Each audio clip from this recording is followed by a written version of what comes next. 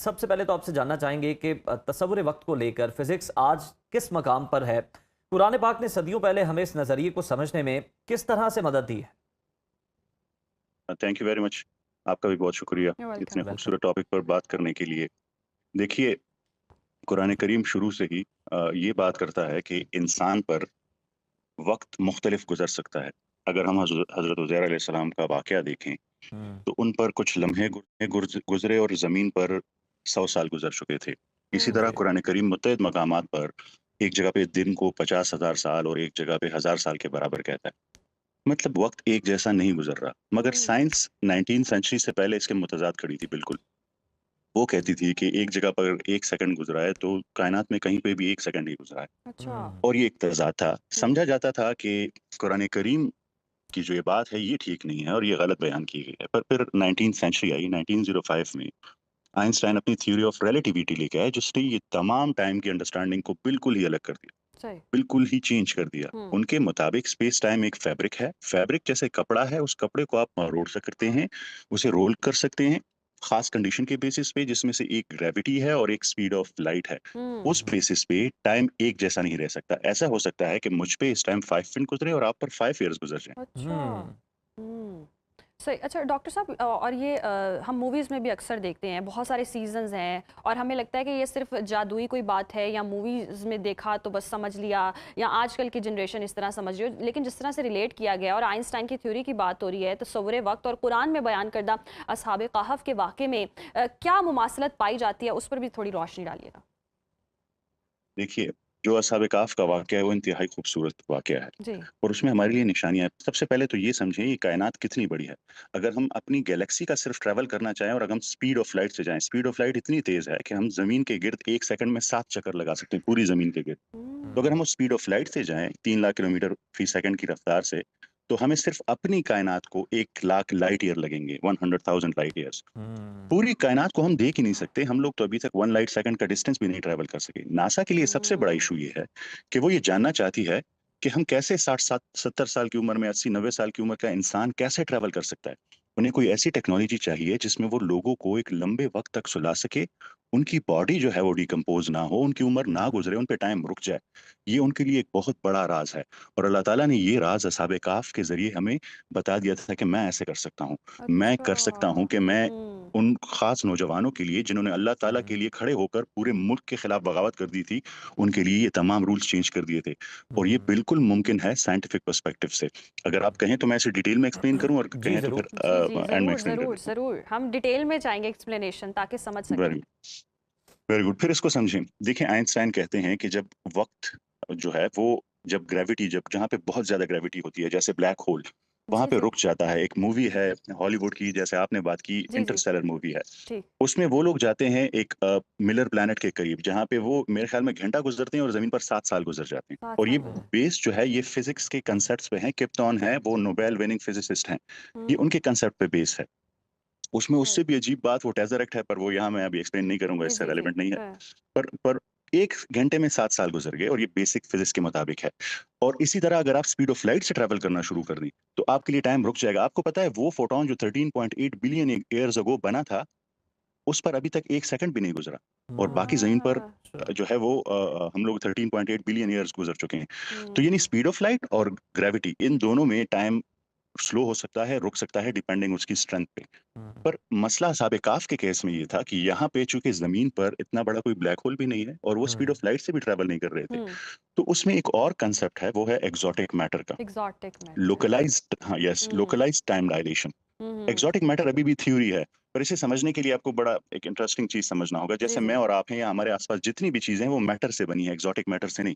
Matter मतलब हम सब सेल से बने हैं, सेल्स मॉलिक्यूल से, मॉलिक्यूल्स एटम से, एटम जो है वो न्यूट्रॉन प्रोटॉन इलेक्ट्रॉन से बने। हम्म। उन तमाम चीजों को टाइम इफेक्ट करती है। इसे ऐसे ले लें हम्म। जैसे एक समंदर है, उसका पानी जा रहा है और हम भी साथ जा रहे हैं। वो पानी हम्म। टाइम है, हम रुक नहीं पा रहे। सही। पर अगर जी आप जी। एक्सोटिक मैटर लें, एक्सोटिक मैटर ऐसे ले लें जैसे एक शीशे का डोम ले लें, हम्म। उसको अगर आप ऊपर रखेंगे उस पानी के और उसके नीचे जो भी चीज आएगी उसके लिए वक्त रुक जाएगा।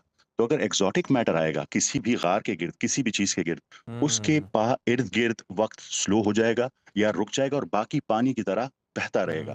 तो जो हम्म। थ्योरेटिकली हम कहते हैं वो जो असहाब काफ थे, अल्लाह आलम, ये अल्लाह ताला के पास परफेक्ट इल्म है कि क्या हुआ था। बेशक हम्म, पर बेशक एग्जॉटिक मैटर एक हद तक इसे एक्सप्लेन कर सकता है कि हाँ, वो वहां पर एक टाइम बबल बन गया था एग्जॉटिक जी। मैटर का। हम्म उनके इर्द गिर्द पानी की तरह वक्त बह रहा था, मगर हम्म, वहां पे चूंकि वो बबल था, उसने हम्म, टाइम को रोका हुआ था। हम्म। अच्छा डॉक्टर ओके साहब, यहाँ पे एक सवाल ये भी पैदा होता है, जिस तरह हम बात करें एक्सोटिक मैटर की, आपने बड़ा अच्छा एक्सप्लेन किया कि आप समझ लें कि वो कवर है, एक बबल है उसके ऊपर। लेकिन असहाब काफ के मामले में कहा जाता है कि जो गार था वहाँ पर रोशनी का भी थोड़ा सा बंदोबस्त था, वहाँ पर ताज़ा हवा का भी गुजर था। तो फिर ये बबल जो है ये किस तरह से है, और ये जो चीज़ें बात की जाती हैं कि वहाँ पर हवा भी थी और रोशनी का भी मुनासिब बंदोबस्त था, ये कहाँ स्टैंड करती हैं? देखिए, धूप का जिक्र वहां पे बिल्कुल मौजूद है कि वहां पे जी। धूप उनसे किनारा करके गुजर जाती थी। हम्म। अब उसी डोम को, ग्लास डोम को लें जो ट्रांसपेरेंट है, और उसमें से वो वैसे ही है जैसे आप दुनिया में रहने। अभी एग्जॉटिक सही मैटर का कंसेप्ट इतना हम्म कॉम्प्लिकेटेड है कि उसे बड़ा हम्म। इजीली एक्सप्लेन करना, पर वो ऐसे ही जमीन पर है, पर वहां पे वक्त उसके लिहाज से स्लो गुजर रहा है। स्लो जैसे गुजर आपकी एक है किरण गुजरी और जी वहां जी पे समझ लें पूरा सीजन गुजर गया, पूरा तो वो गुजर सीजन तो रहा है, पर है वो जमीन पर ही, जमीन पर पर ही वक्त डिफरेंट गुजर रहा है। वहां पे हम्म सूरज वही उसी जमीन पर वो मौजूद है, वो यहाँ से सही ट्रेवल नहीं किए कहीं पे, सही पर उनके जो खास स्पेसिफिक एरिया है वहां पे टाइम जो है वो स्लो गुजर रहा है बहुत ज्यादा। हुँ। सही अच्छा डॉक्टर सुफ़ियान साहब क्या ऐसे भी मुमकिन है और जैसे कि ब्लॉक यूनिवर्सिटी थ्योरी के मुताबिक माज़ी, हाल और मुस्तकबिल एक साथ मौजूद हैं। क्या ये हम्म। तकदीर के फ़ैसले की साइंसी तशरीह है?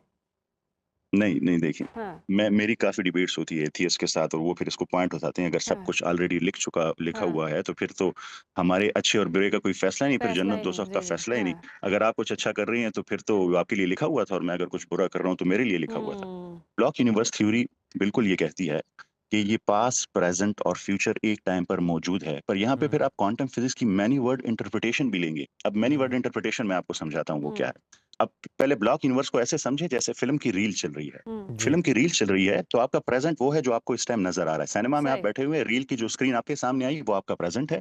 जो स्क्रीन आपके सामने नहीं आई, वो गुज़र चुकी है, वो पास्ट है, और जो अभी आने वाली है, वो फ्यूचर है, पर वो हम्म, रील मौजूद है। ओके, अब ओके, इससे तो ओके। ये लगेगा कि सारी चीज़ें मौजूद हैं, पहले से लिखी हुई हैं, अभी लिखिए। जो कल मैं करूँगा, वो तो उस रील में मेरे हाँ। सामने आ जाएँगी, जी, तो जी। मतलब मैं तो कुछ नहीं कर सकता उसमें। हाँ। पर यहाँ पे आपको क्वांटम फिज़िक्स की मैनी वर्ड इंटरप्रिटेशन को भी समझना होगा। वो ऐसे है कि जब भी आप एक चॉइस करते हैं ज़िंदगी में, यानी हुँ, आपने एक फ़ैसला लिया, हुँ। सुबह उठ के आपने काम पे गए या काम पे नहीं गए, उसकी वजह से आपकी रील ही चेंज हो गई। जो रील चल रही थी, अभी दूसरी रील ओह! स्टार्ट हो गई है। ओके, ओके, ओके, ये है okay, many okay. Word interpretation. तो हाँ, आपकी हर चॉइस एक नई दुनिया क्रिएट कर देती है, एक नई हाँ, यूनिवर्स क्रिएट कर देती है। हाँ, फिर वो उसके मुताबिक चलती रहती है। तो यानी many world interpretation, every choice that you make हाँ। Creates a new universe.